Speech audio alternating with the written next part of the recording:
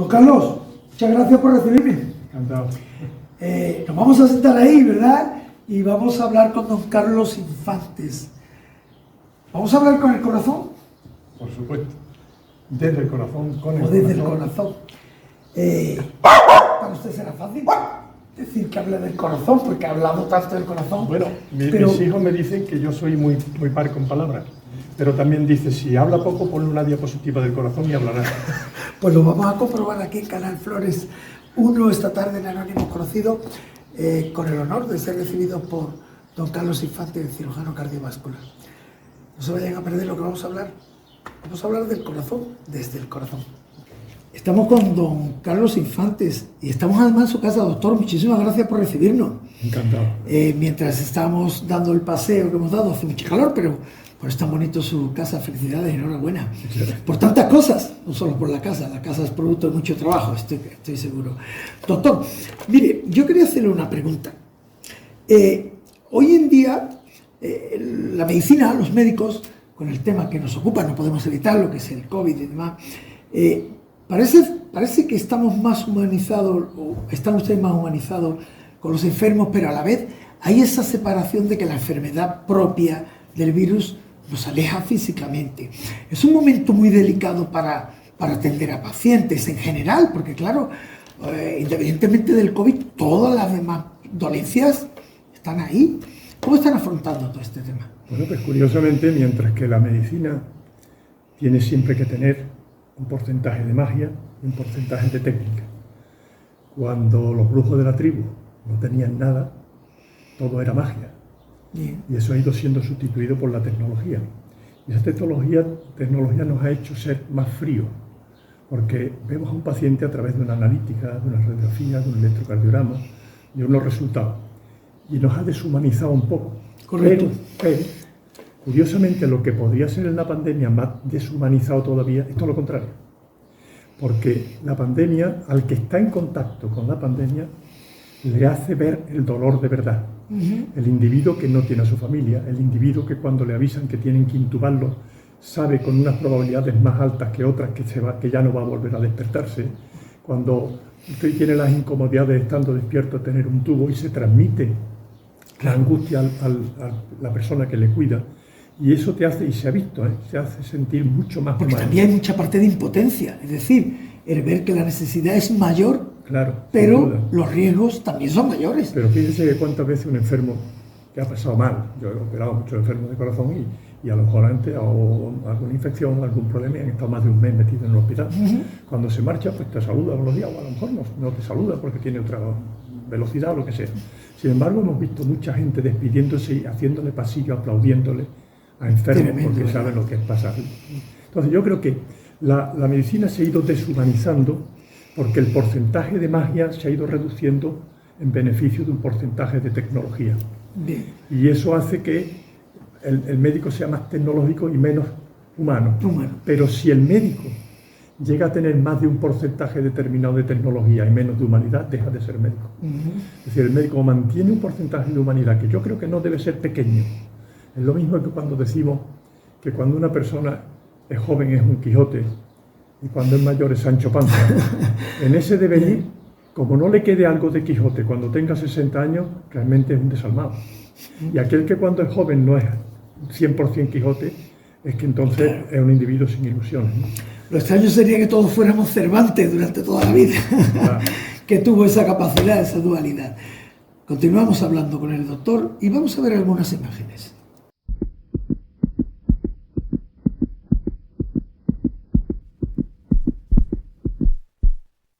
Don Carlos Infantes, cardiólogo, y sabíamos que la palabra corazón iba a ser el hilo conductor, pero yo le quería hacer una pregunta. ¿Usted no se sorprende por qué en nuestra vida cotidiana, en el refranero, en la manera de hablar, en las expresiones, en las canciones, en los poemas, en los regalos, en las fiestas, en las celebraciones, porque tiene tanta importancia el corazón? Tenemos también una parte de cuerpo que es la cabeza, el cerebro, pero es el corazón todo.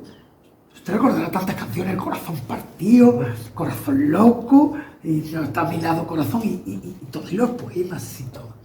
¿Por qué el corazón está tan ahí? Voy a contradecir de entrada un poco la cosa. Yo estoy convencido que el órgano más importante de nuestra estructura es el aparato digestivo. No lo tenía. Decía que es el foco ahí de todo, ¿no? Absolutamente. Uno puede estar... Cuando me ha dicho usted eso, estaba temiendo que nos fuéramos a... Porque nos estoy oyendo últimamente mucho. Es que es así. Es decir, uno puede estar en muerte cerebral y, sin embargo, se puede sacar un corazón a un individuo que está en muerte cerebral y todo ese tipo de cosas, pero si tú ya no funciona el cerebro, ya no funciona el pulmón, puede poner un respirador, pero como deje de funcionar el aparato digestivo, se muere. Eso lo complica todo. Pero en cualquier caso, en una ameba. Sí. Entonces, dicho esto, y volviendo a lo que sé que usted me quiere preguntar, es que el corazón es lo que, sin tecnología alguna, hemos notado desde tiempos ancestrales, que cuando eso se para, es cuando ya no hay nada que hacer. Y además, cuando la muerte venía por heridas y por ataques, la sangre salía, y cuando se vio lo que era el corazón, era el que contenía la sangre. Claro. Se pensaba que era desde ahí donde salía y no había un sistema circulatorio como tal. Luego el corazón era la vida. Y por eso, como además cuando hay cualquier contrariedad humana, uno se siente compungido, se siente... Y uno, sin darse cuenta, tiene palpitaciones. Y se toca el corazón. Y tiene latidos extraordinarios. El corazón es algo que se siente que está, mientras que uno no siente que tiene el cerebro, salvo que te duele la cabeza. Pero el corazón, si uno se pone a correr, aquello late. Uno le da vida al corazón hasta el punto de decir, se me han cogido el corazón. De todo. Ya después, sobre eso, sobre esa base anatómica, hemos construido una serie de filosofía, una forma de expresarla, una literatura, una forma de transmitir sentimientos. Un color que se... Es triste, porque a mí me gustaría que fuese el corazón.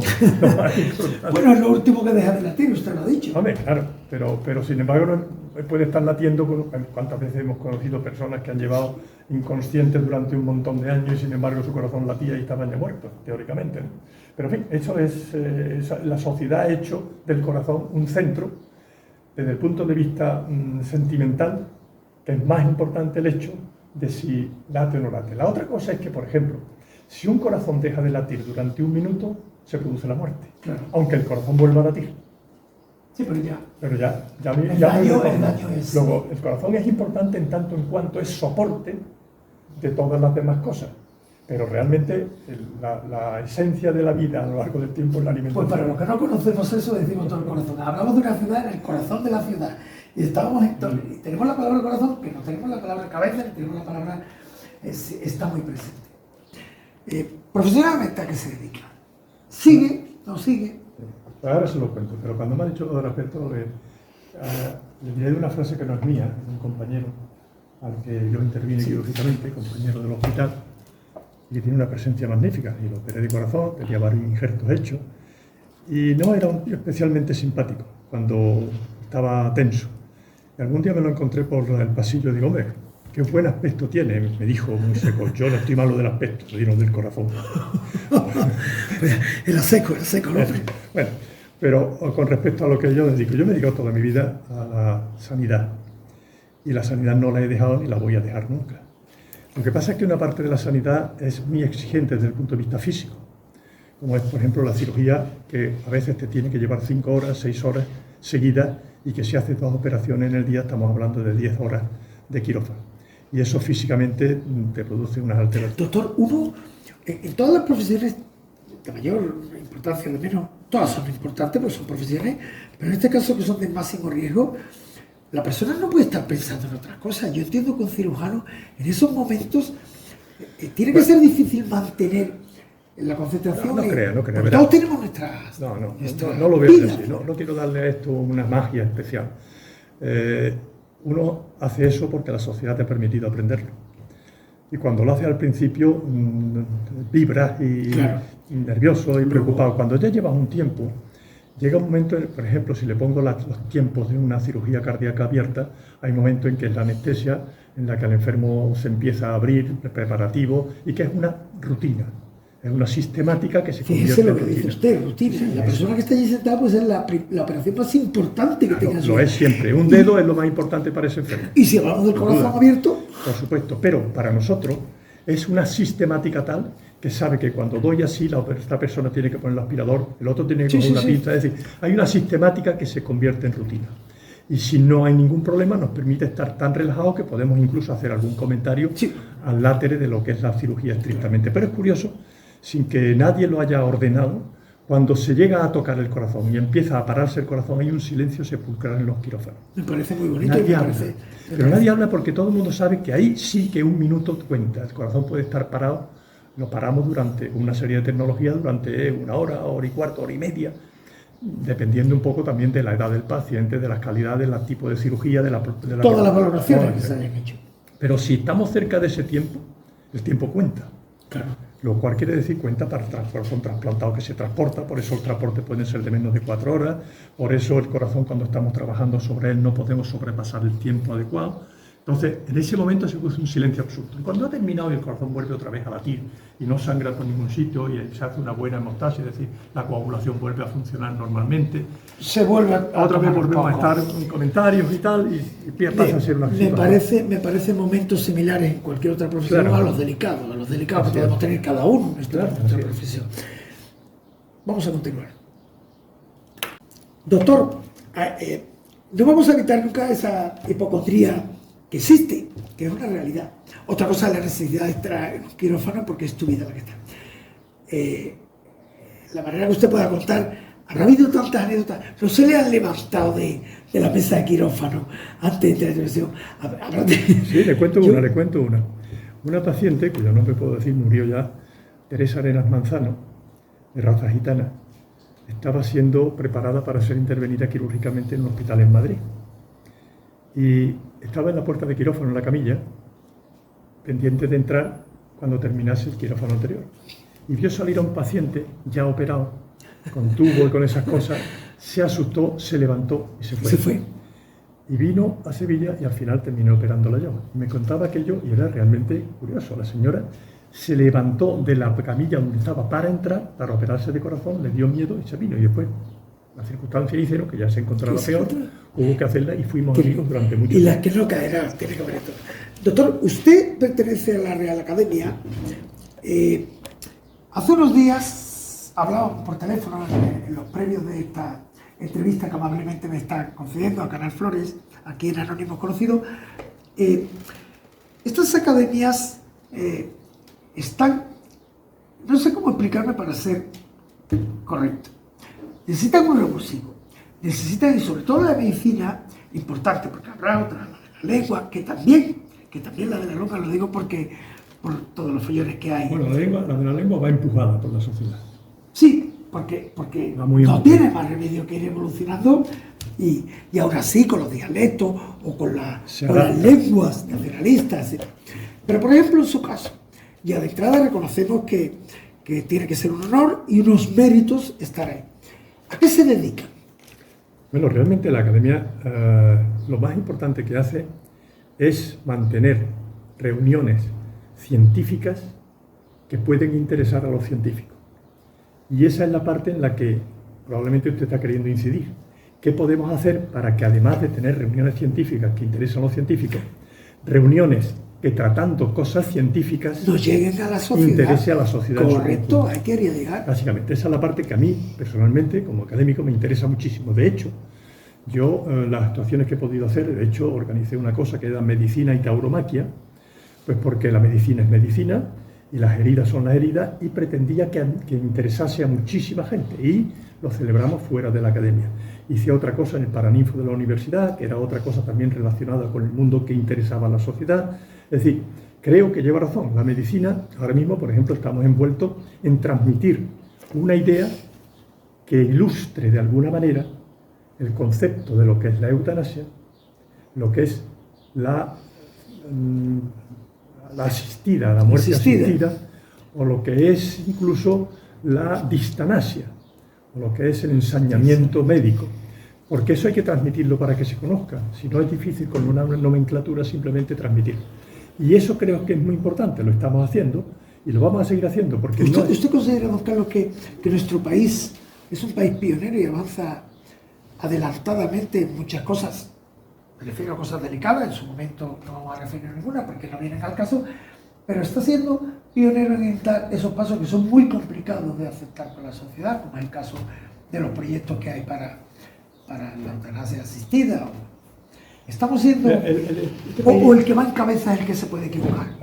El país es pionero en algunas cosas, no es pionero en tecnología. Tenemos que copiar la tecnología siempre que viene de fuera. Pero a veces es pionero en ideas. Y dice uno, bueno, qué barbaridad, qué bien, ¿no? No. Un pionero en ideas puede ser un loco. Puede tener 1000 ideas que pueden perjudicar. Lo importante es tener ideas, contrastarlas y estar convencido que ponerlas en práctica no lesiona. Bien. Ser pionero en decir que a partir de ahora, por ejemplo, aquellas personas que tengan una esperanza de vida de menos de 5 años hay que anularla, eso sería ser pionero en el mundo, pero eso es una barbaridad. Entonces, claro, hay un porcentaje de la sociedad que considera que ser pionero en la eutanasia no es lo mejor del mundo. Hay sociedades que llevan mucho más tiempo avanzadas en otros terrenos que la nuestra, como puede ser la Bélgica, como puede ser Holanda, que no les crean esa tensión emocional cuando las personas están acostumbradas a valorar la muerte y la vida, mientras que en España no es así. Por eso la idiosincrasia propia incluso del sur, del norte. En España uno dice muerte y hace yuyo. Claro, ¿vale? claro. Luego, hay que adaptarlo a eso. En España todavía se dice, es que tiene una mijita de cáncer. Sí, porque... Una mijita de cáncer. Una mijita de cáncer. Yo, estando en Estados Unidos... Bueno, usted recuerda que se decía siempre, le ha entrado una cosa mala. Una cosa mala. Bueno, pues yo recuerdo estando en Estados Unidos, esto hace 40 años, estaba entrevistando a una señora que había que operarla de una válvula del corazón. Y tenemos que hacer esto y tal, y dice, bueno, ¿y para cuándo me harían esto? Digo, pues mire, esto tenemos previsto para hacerlo para dentro de un mes. No, mire, no me interesa ahora mismo. Vamos a dejarlo porque me tengo que operar de un cáncer de mama. A mí me temblaron las piernas. Hace 40 años hablaba de un cáncer de mama como si no fuera con ella. Eso ya hoy día se da aquí, sí. Pero mientras ha habido una cosa mala... Había una cosa mala... ¿Cómo será que tuvimos... Que no se quería nombrar? El cáncer no se podía nombrar. Tanto será que en España se ha utilizado mucho más tiempo hasta que se ha adaptado el concepto de neoplasia. Porque no se sabía lo que era. Claro. Para forma de entenderlo, incluso en los informes médicos.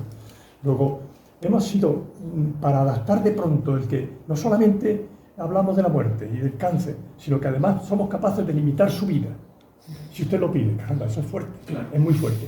Luego, cuando en un país uno da un salto desde un acantilado de 1000 metros, ese es un tío muy avanzado, ¿eh? Si eso lo da un señor que lleva saltando toda su vida, de 100 metros, 150, 200, hasta que llega a 500 metros, hombre, es un tío echado para adelante, pero no es loco.